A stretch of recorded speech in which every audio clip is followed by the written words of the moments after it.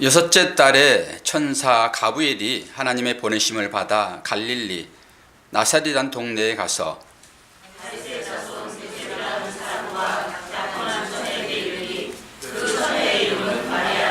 그에게 들어가 이르되 은혜를 받은 자여 평안할지어다. 주께서 너와 함께 하시도다 하니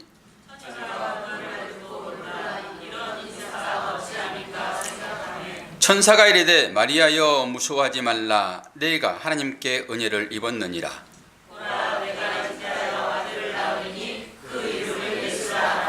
그가 큰 자가 되고 지극히 높이시니 아들이라 일컬어질 것이요 주 하나님께서 그의 조상 다윗의 왕위를 그에게 주시리니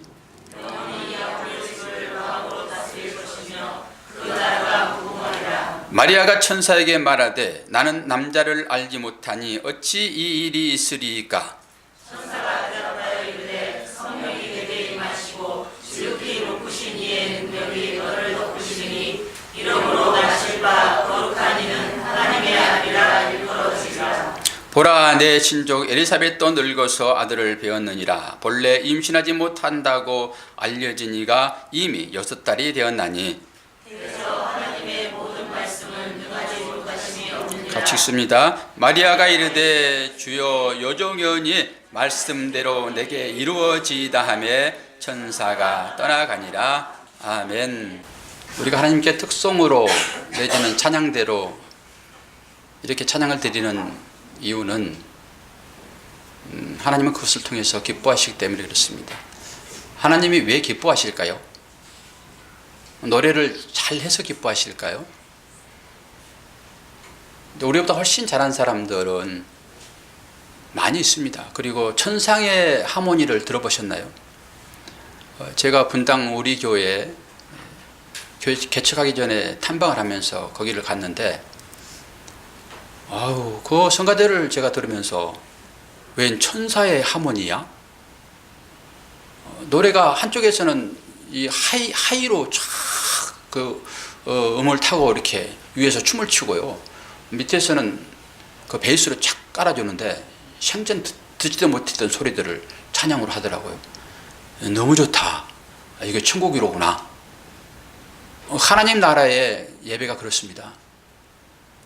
그런데 굳이 하나님은 우리들에게 찬양을 가족 60이 넘은 분들을 굳이 앞에 세우는 이유는 그 찬양을 통해서 영광 받으시기도 하지만은 그걸 준비할 때 두 분 마음 가운데 하나님을 사랑하는 열망이 있거든요.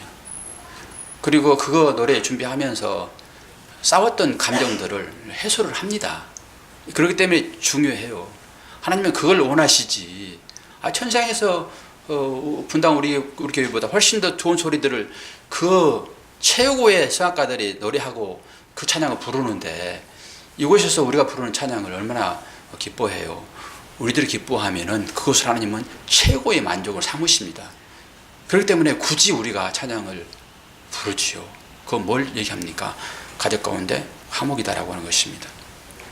오늘은 16년도에는 교회 마지막에 처음 교회 다니신 분들을 하나님께서 몇 분을 보내주셨어요.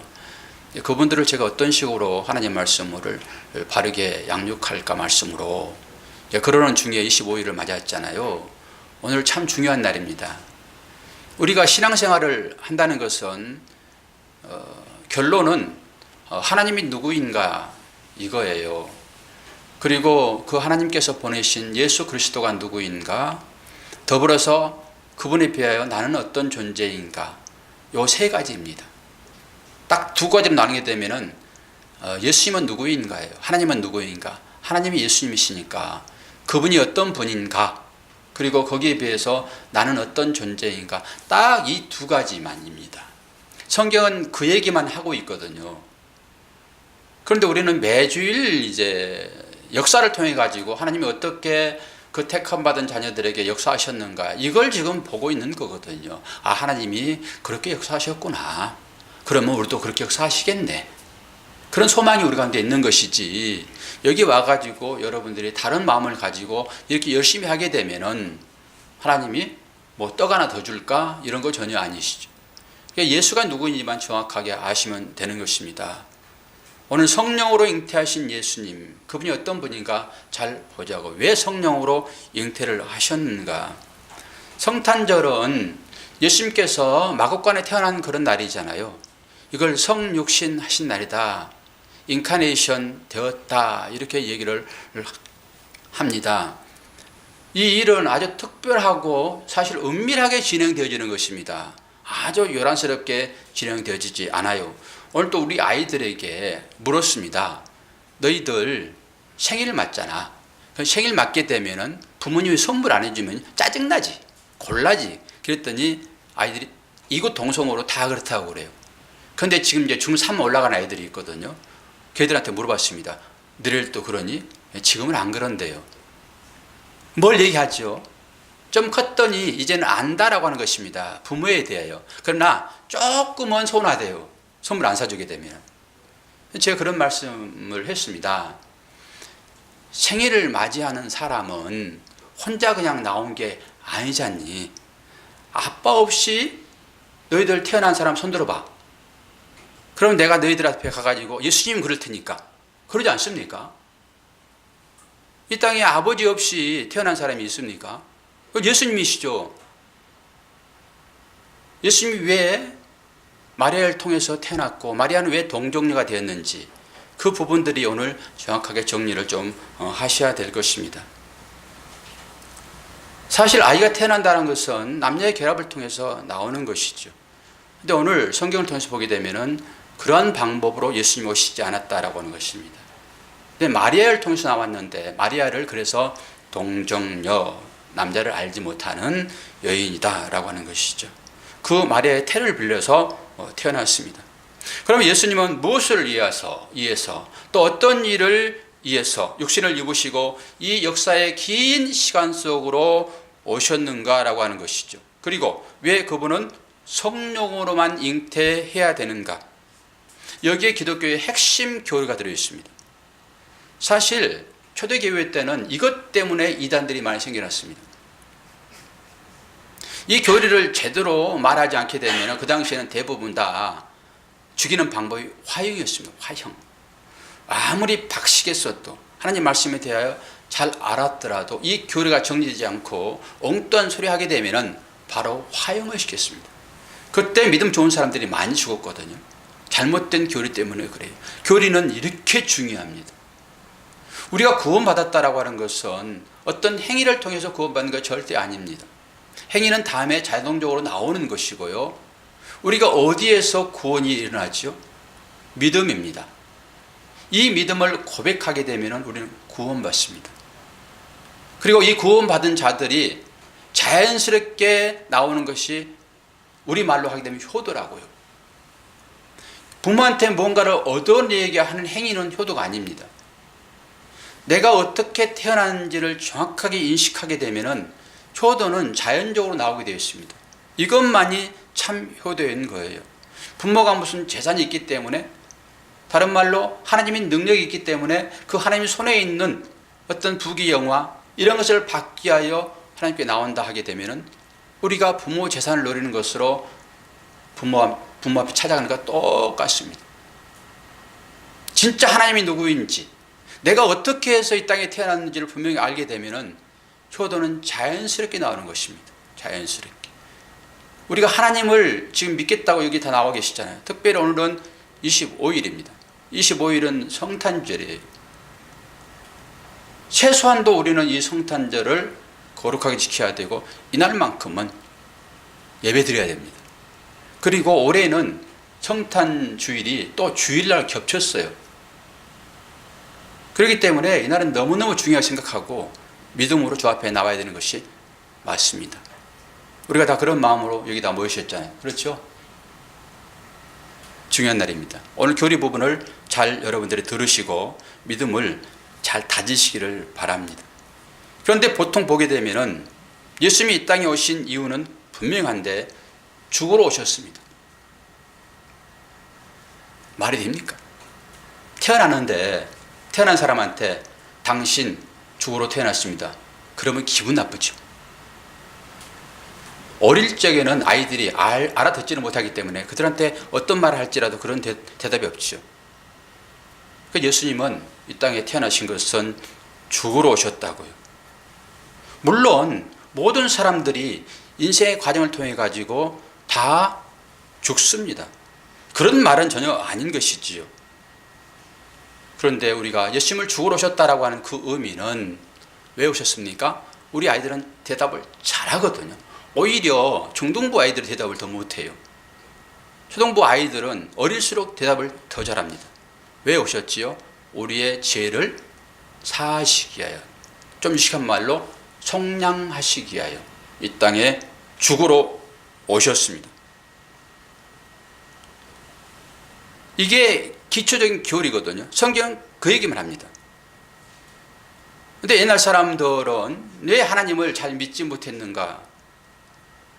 이 구원이라고 하는 것이 너무 쉽거든요. 믿으면 구원받는다 그러니까 사람들이, 철학자, 유식한 사람들은 어떻게 단순히 믿음으로 구원받냐? 공부도 열심히 좀 하고 뭔가 노력해서 깨닫고 거기서 나오는 것으로 믿어진다 하게 되면 우리가 믿겠는데, 단순히 그냥 믿으면 구원받겠다 이러니까 사람들이 싫어했습니다. 그러면은 이러한 간략한 이 교리를 어떤 사람이 좋아할까요? 식자체 있는 사람들은 싫어했습니다. 약한 사람들, 이런 사람들이 이런 말씀을 듣고 아멘 했겠죠. 당연히. 하나님은 나는 의인을 부르는 것이 아니라 죄인을 부르러 왔다. 이 말 자체는 어떤 것입니까? 스스로 의인이다라고 하는 거예요. 나 잘났어. 그런 사람한테는 예수가 전혀 필요 없습니다. 안 그러겠습니까? 내가 충분히 돈이 있고 배경이 있고 스스로 살아갈 수 있는데, 사람한테 걱정이 별로 없는데 왜 하나님을 믿지요? 어려운 사람, 하나님 아니면 정말로 살아가기 어려운 사람들, 이런 사람들만 하나님을 찾게 되었습니다. 그러니까 우리가 어떤 고백을 하느냐 너무나 중요합니다. 나는 죄인입니다. 이렇게 고백한 사람만 주님이 필요합니다. 나는 수술할 수 있어요. 이런 사람에게는 주님이 필요치 않다라고 하는 것이죠. 그러면은 이제부터 어떻게 예수님이 태어났고 그 태어남이 어떤 의미가 있는지 말씀을 통해서 한번 살펴보도록 그렇게 하겠습니다. 누가복음 1장 35절에 보게 되면은 이런 말씀이 있습니다. 천사가 대답하여 이르되 성령이 내게 임하시고 지극히 높이신 이의 능력이 너를 덮으시리니 이러므로 나실 바 거룩한 이는 하나님의 아들이라 일컬어지리라. 이 문장에서 제일 중요한 단어가 있습니다. 어떤 단어가 있습니까?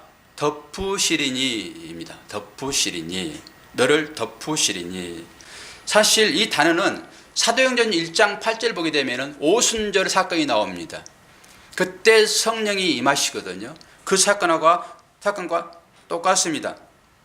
이런 의미를 다른 군데서 한번 더 소개를 해보겠습니다. 룻기서 3장 9절. 이르되 내가 누구냐 하니 대답하되 나는 당신의 여종 루시오니 당신의 옷자락을 펴 당신의 여종을 덮으소서. 이는 당신이 기업을 물을 자가 됨이니이다 하니. 여기에 보게 되면은 옷자락이라는 단어가 나오고요, 덮으소서라는 단어가 나오고 있습니다. 이 뒤 덮으소서가 그 누가복음에 나와 있는 당신의 능력이 너를 덮으리니, 그렇게 했을 때 그 덮는다 이러는 것입니다. 그런데 여기에 나오는, 룻기에 나오는 덮으소서, 여기에는 언어는 해석이 없습니다. 그리고 이 단어가 어디에 붙어 있냐 그러면은 옷자락이라는 데 붙어. 옷자락. 그게 옷자락과 덮는다 이런 같은 표현이다라고 하는 것이죠. 우리 이 내용을 잘 아시죠? 룻기서를 보게 되면은 룻이 자기 시어머니 나오미에게서 이런 말을 듣습니다. 너 오늘 목욕 깨끗이 하고 향수 바르고 그리고 보아스에게 가거라, 이렇게 얘기합니다. 근데 보아스가 어떤 상태냐 그러면은 이제 농사를 그들은 이제 주업으로 삼았기 때문에 들에서 농사를 짓습니다.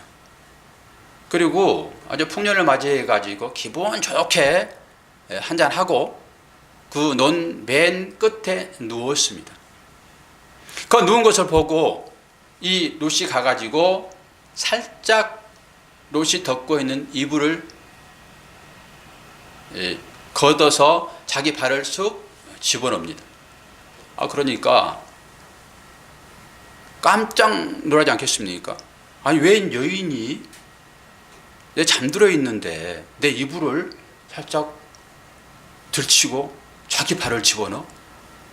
당신 누구요? 그렇게 물어봤더니 롯이 뭐라고 한지 여러분 아십니까? 당신의 옷자락으로 나를 덮으소서.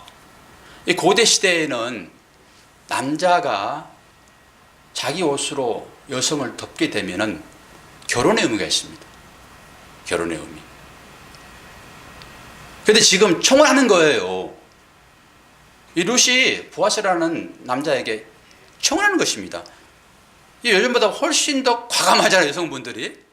물론 시어머니 얘기를 듣고 그렇게 얘기를 했겠지만은 뭡니까? 당신 나와 결혼해 주세요. 조금 더 나아가게 되면은 당신과 결혼해서 살림을 꾸미며 아이를 낳고 싶습니다. 이런 얘기예요, 결론적으로. 나를 덮으소서 얘기는 당신의 아이를 낳고 싶습니다. 이런 얘기입니다. 그게 결혼이잖아요. 그러면은 성경에 보게 되면은 이 말과 같은 뜻으로 날개라는 단어가 나옵니다. 날개. 이 출애굽기에 보게 되면 이스라엘 백성들을 하나님께서 독수리 날개 위에 업어서 가나안 땅으로 이렇게 오는, 그리고 바벨론 포로에서 이스라엘 백성들을 업어 나르는 이런 장면을 독수리 날개 위에 그들을 업어 날았다 이렇게 하고 있거든요. 그리고 닭이 병아리를 품다, 알을 품다 이렇게 해서 날개를 덮는다 이런 얘기하고 있습니다. 그러면 새들이 그 알을 품었을 때는 뭐가 결론적으로 나오죠? 결과가 나오죠? 생명이 납니다. 생명이. 예. 그렇게 품었다라고 하는 것은 그 의미 자체가 생명을 낳다 이러는 것입니다. 오늘 누가복음에 나와 있듯이 지극히 높으신 이의 능력이 너를 덮으리니 지금 천사가 얘기를 해주고 있거든요. 누구에게 하고 있습니까? 마리아에게. 지극히 높으신 능력이, 성령의 능력이 너를 덮는다 이런 것은 다른 성경을 다 해석해 보게 되면 어떤 것이에요? 이 사건을 통해 가지고 내가 생명을 낳겠다 이러는 것입니다. 그러면은 그 덮은 능력이 누구예요? 성령이잖아요. 성령. 마리아가 그 당시에 종혼했습니다. 요셉과.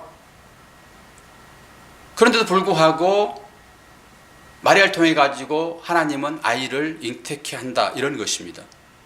굳이 그렇게 한 이유가 있습니다. 그래서 예수의 아버지는 성령입니다.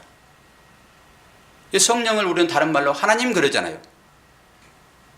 그래서 하나님의 아들이 예수가 되는 것이고 예수의 아버지가 하나님이 되는 것입니다. 뭘 다른 것을 통해서 우리가 교리적으로 다 알 수 있는 얘기지만 이거 하나만 보더라도 예수는 분명하게 하나님의 아들이다라고 하는 것입니다. 오늘 왜 그러면은 그러한 방법으로 하나님은 아이를 이 땅에 오게 했는가라고 하는 것이죠. 우리 인간은 죄를 지었습니다. 우리 인간을 죄인이다라고 하는 그 의미는 뭘 전제라고 했죠? 여러분, 죄가 뭡니까? 우리 앞으로 고건사님, 죄가 뭐예요? 죄가 뭡니까? 죄가. 우리 아이들은 바로 대답을 하거든요. 어떤 걸 죄라고 그러죠? 다양하게 말할 수 있잖아요. 뭐 거짓말, 내지는 뭐 주먹질하는 거, 남고 뭐 훔치는 거, 어떤 범법의 행위, 이런 거를 우리는 죄라고 그러잖아요. 그건 일반적인 거예요. 그건 도덕과 윤리적인 측면이 있습니다. 우리들이 이렇게 함의해 놓은 거예요. 이렇게 하는 것은 잘못된 것이다라고 법으로 정해놓은 것입니다. 그리고 그 법에 위반되는 걸 죄다. 그리고 그 죄를 짓게 되면은 그 법의 형량에 따라서 구속을 하고 형량을 사는 것이죠. 그건 일반적인 것입니다. 그럼 성경에서도 죄라고 했을 때 그런 얘기를 할까요? 여러분, 죄가 해결되지 않으면 구원받지 못합니다. 그럼 뭐예요? 누가 말하고 있어요 지금? 예? 하나님을 알지 못하는 게 죄입니다. 하나님을 알지 못하는 게 죄입니다. 하나님을 떠나 있는 게 죄라 이런 거잖아요. 결론적으로. 또 다른 말로 하나님의 말씀에 순종하지 않는 게 죄예요. 선악과를 단순히 따먹어서 죄가 된 것이 아니라 먹지 말라 한 것을 어겼기 때문에 그게 죄가 되는 것입니다. 우리 일상적인 성경에 표피적으로 나와 있는 그런 걸 죄라고 전혀 성경은 말하지 않고 있습니다. 그게 뭘 말하고 있는지를 얘기해 준 거예요. 이 성경에 보게 되면 십계명이 나와 있잖아요. 그 십계명이 전체적으로 선풀어진 것이 바로 모세오경이고 성경 전체입니다. 십계명. 십계명 중에서 살해하지 말라, 간음하지 말라, 도둑질하지 말라, 거친 거 하지 말라, 내 이웃을 탐하지 말라, 이런 쭉 이런 말들이 있잖아요. 그 부분 가운데도 이혼하지 말라 그런 말도 있거든요. 그러면은 그건 계명을 어기는 것이니까 그럼 그런 사람들 다 구원 못 받겠네요. 그런 소리를 하지 않는다고 성경은요. 그 일을 통해 가지고 관계가 어떤 의미가 있는지를 설명하고 있는 것입니다. 다른 얘기로 하나님과 나, 교회, 성도들을 얘기하는 거라고요. 하나님과 관계가 끊어져 버리는 것, 하나님을 남편 삼아서 그분에게 순종하고 그분의 말씀을 따라 살아야 되는데 이게 교회인 것이잖아요. 교회는 우리니까. 그런데 그 아버지를 떠나서 세상 가운데 가는 것을 간음이라고 합니다. 그리고 그러한 자를 헤어지기 때문에 이혼이라고 성경 그 얘기를 하는 거거든요. 그 얘기를 하는 것입니다. 성경을 제대로 풀지 못하게 되면 전부 여기에 갇혀버립니다. 율법으로. 성경을 제대로 알게 되면 여러분 정말로 자유로울 수 있습니다. 그러나 도덕과 윤리적인 그 부분은 우리가 믿지 않는 사람보다 더 열심히 잘해야 되겠죠. 그걸 강조하거나 조장하는 건 제가 아닙니다.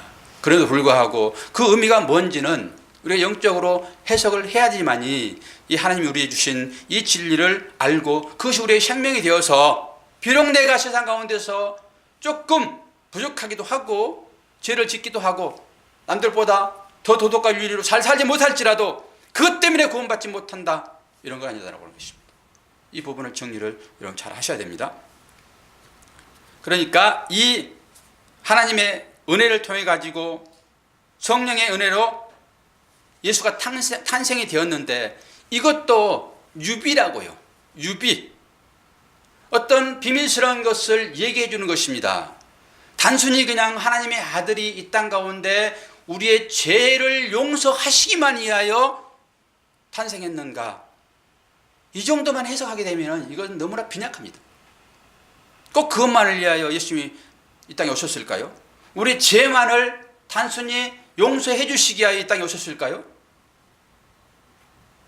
그러면 내가 죄 용서를 받았어요. 그 이유는 뭡니까? 설명해야 되잖아요. 죄 용서 받으면 끝입니까 그냥? 이 땅 가운데서 잘 먹고 잘 사는 것으로 여러분 끝내버립니까? 그거 아니잖아요.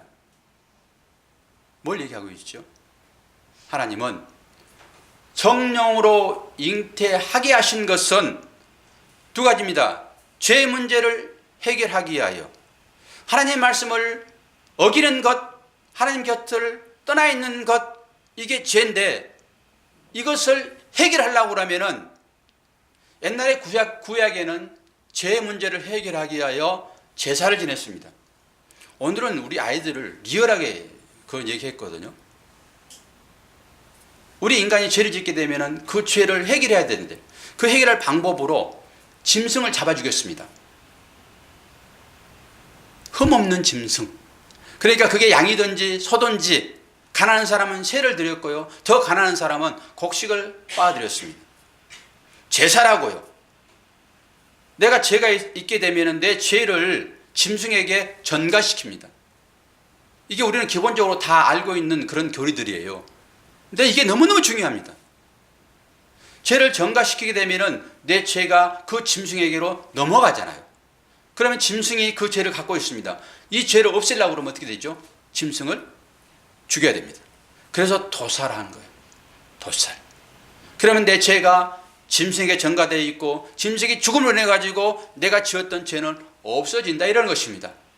이런 것을 우리의 삶 가운데 나타나는 죄를 거기에 시킨 거죠. 이게 도덕과 윤리적인 측면입니다. 나무 물건을 훔쳤다라고 하게 되면 거기에 대해 배로 갚아줘야 되고 이런 게 죄잖아요. 이 죄의 문제를 짐승에게 전가시킨다고요. 이거의 이미지입니다. 이미지.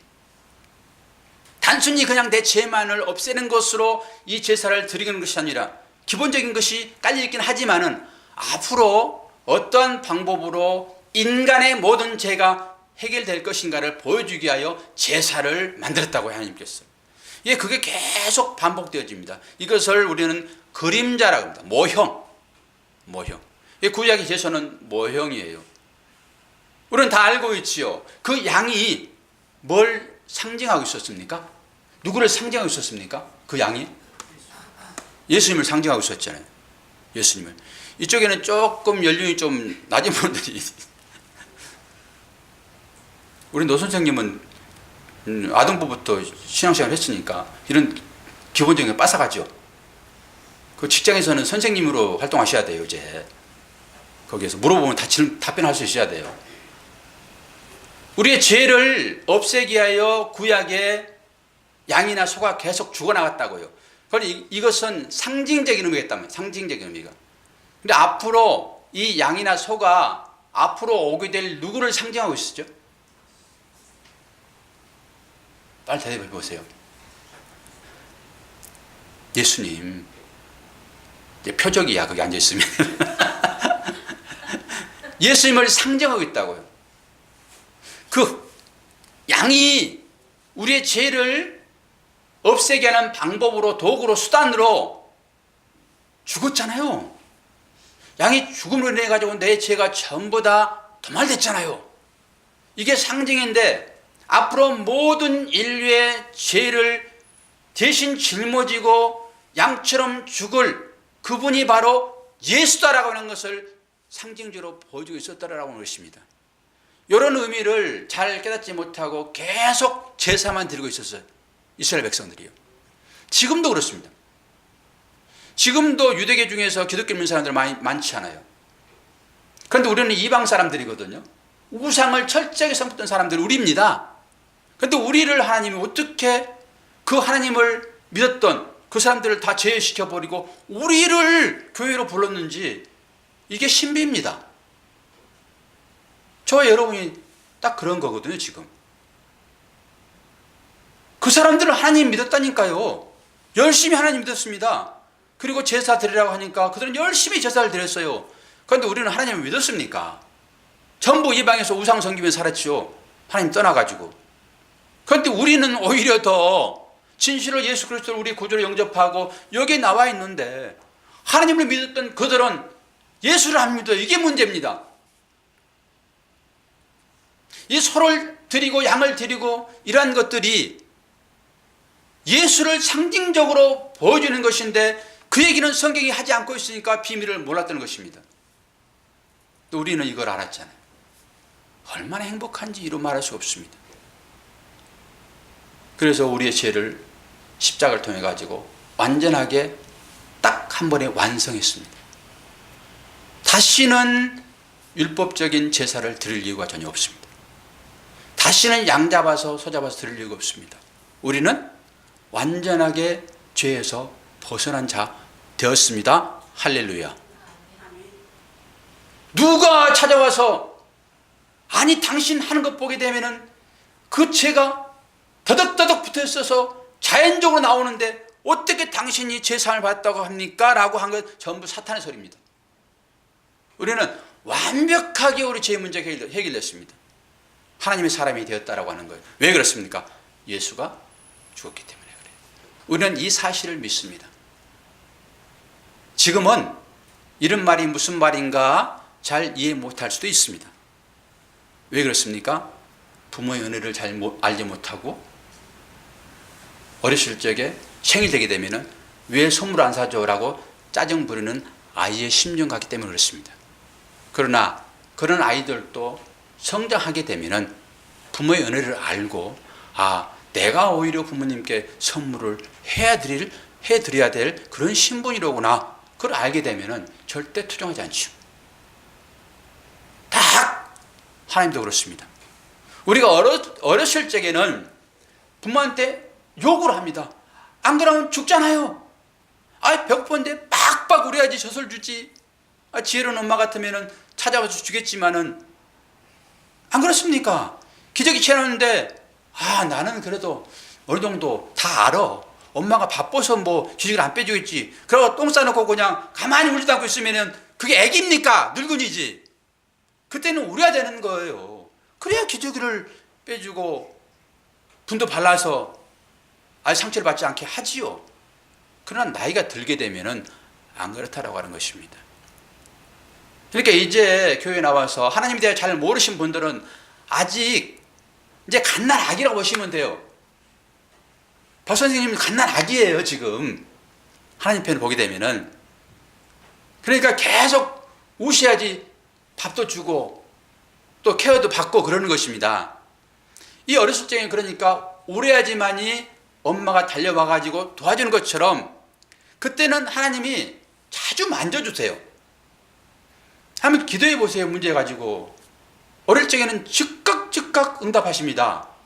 우리가 어릴 적에 빽빽 울듯이 그때 부모가 달려와가지고 우리를 보호해 주고 우리를 치료해 주고 우리를 보살펴 주었듯이 딱 그 하나님 손길로 여러분 찾아갈 것입니다. 그런데 지금 나이가 들어가지고 내일 모레 환갑인데 지금도 아이처럼 그런 식으로 아빠, 엄마, 젖 줘, 밥 줘 그러면 됩니까? 그러면 히프 맞아요. 하나님이 안 해준다니까 이제는. 컸는데 자급자족해서 살아야지. 애기처럼 그렇게 되면 됩니까? 그래서 사도 바울도 그러는 거예요. 그러니까 우리 박명 선생님이 이제 오셨는데 하나님 왜 그런 축복하시고 기도할 때마다 착착 들어주시는데 저 30년 기도 생활했는데 왜 제 기도를 안 들어주세요? 그러면 절대 안 돼요. 어릴 때는 하나님이 즉각 응답하신다고요. 그런 하나님을 믿으시고 새로 오신 우리 성도님들은 기도하십시오. 그런 마음 평안 오시고 하나님 살아계심을 경험할 것입니다. 그래야지 하나님이 누군지를 알지. 처음부터 알지도 못하는데 그냥 떼거지로 믿어야 돼? 믿습니까? 하나님이 그러냐고요. 안 그러지. 절대 하나님은 그러한 방법으로 안 하신다라고 하는 것입니다. 흠없는 양을 하나님이 제사로 받으셨잖아요. 근데 우리의 죄를 속량하시려고 그러면은 흠없는 사람이어야 되는 거예요. 우리 사람을 대표하는 것을 우리는 양으로 봅니까? 아니잖아요. 사람을 대신할 수 있는 것은 사람밖에 없습니다. 사람을 대신할 수 있는 것은 사람밖에 없어요. 그래서 사람의 죄를 용서하시기 위하여 하나님이 선택한 것이 사람이에요. 하나님이 사람의 몸을 입었다라고 하는 것은 이거는 제가 개 되는 것과 똑같습니다. 아니 그것보다 훨씬 더해요. 하나님이 인간을 입으셨다라고 하는 것은요, 이건 이해할 수 없는 일입니다. 우리를 얼마나 사랑하셨으면 하나님이 그런 일을 하시겠습니까? 그래서 흠없는 짐승을 제사로 받으시듯이 우리의 죄는 제가 생명을 10,000번을 드려도 문제 해결 안 돼요. 저보다 더 훨씬 더 순결한 사람 10,000,000명을 제사로 제물로 삼아도 안 돼요. 왜요? 죄가 있기 때문에 그렇습니다. 본성이 죄거든요.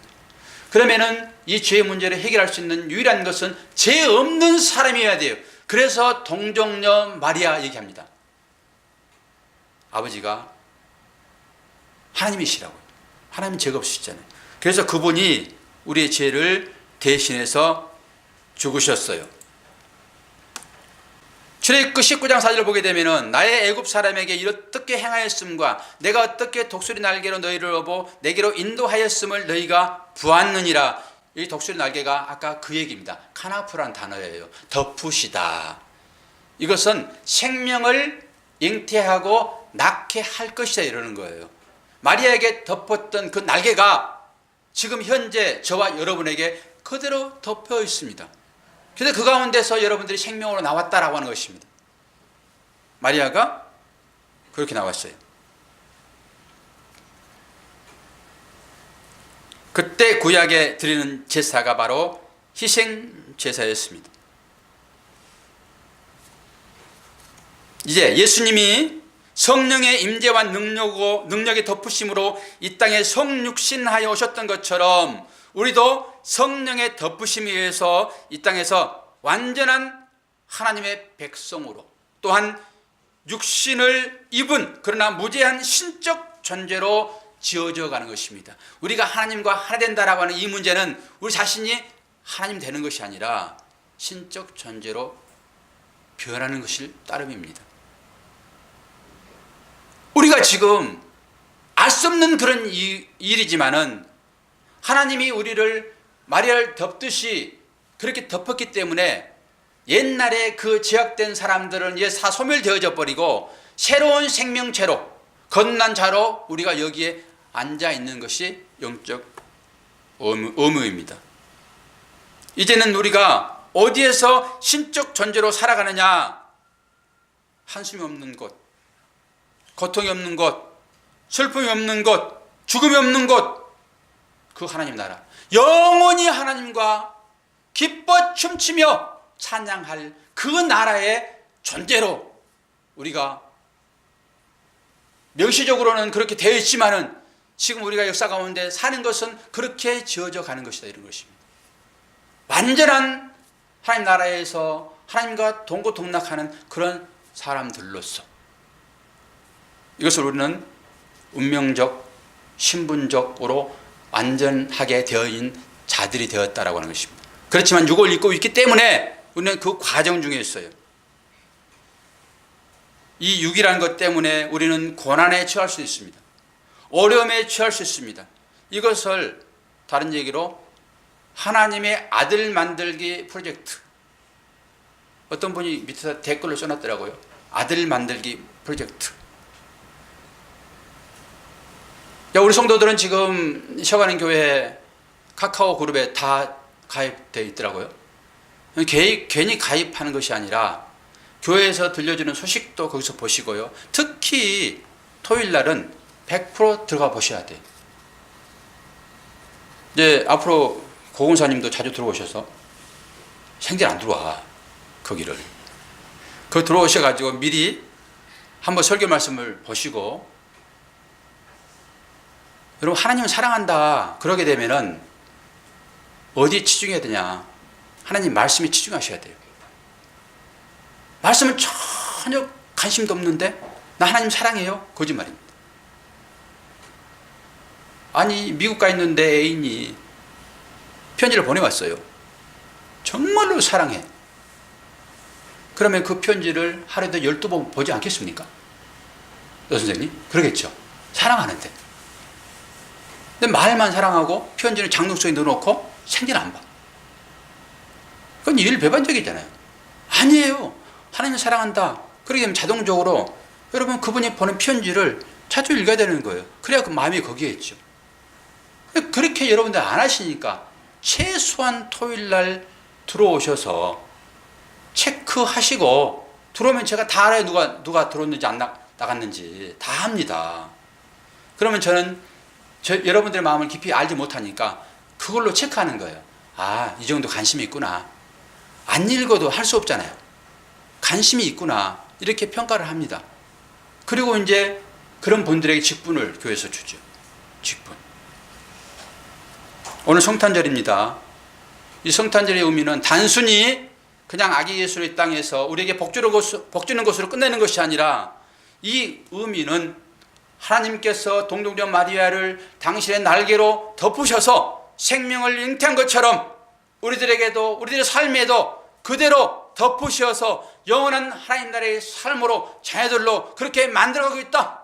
그러나 우리는 완성되어져 있는 존재로 산다. 이걸 여러분들 깨달으시면 됩니다. 그럼 성탄절 의미가 새롭게 우리에게 다가오죠. 어디 있다가 이제 오셨습니까? 하나님이 그렇게 찾고 찾았는데 드디어 오셔가지고 이 사랑의 공동체 안에 입성하신 것을 축하하고, 이 아주 작은 교회이지만은 이곳에서 생명 말씀을 듣는다라고 하는 것은 축복 중에 축복입니다. 저는 일반적인 복에 대하여 설교하지 않아요. 그러나 최고의 복인 하나님 나라의 시민권자 된 여러분이여라고 여러분의 신분을 알려드리는 그것으로 저의 사명은 끝날 것입니다. 이것에서 진짜 진리 되시는 그 예수님을 마음 가운데 잘 새겨 영원한 삶으로 함께 사시기를 축원합니다. 기도하겠습니다. 좋으신 아버지 하나님, 오늘 성탄절을 맞이하여 기쁨과 감사한 마음으로 나오게 하시니 감사합니다. 처음 듣는 분들은 이 말이 무슨 말인지 잘 알지 못하겠지만 이제 하나님께서 지혜를 다해 주심으로 깨달아 알게 인도하여 주시고 하나님 말씀에 순종함으로 하나님의 자녀됨을 고백하도록 은혜 베풀어 주시옵소서. 오늘 복된 날이 오니 기쁨과 감사로 하루를 보낼 수 있도록 은혜 베풀어 주시옵소서. 예수 그리스도 이름으로 기도하옵나이다. 아멘.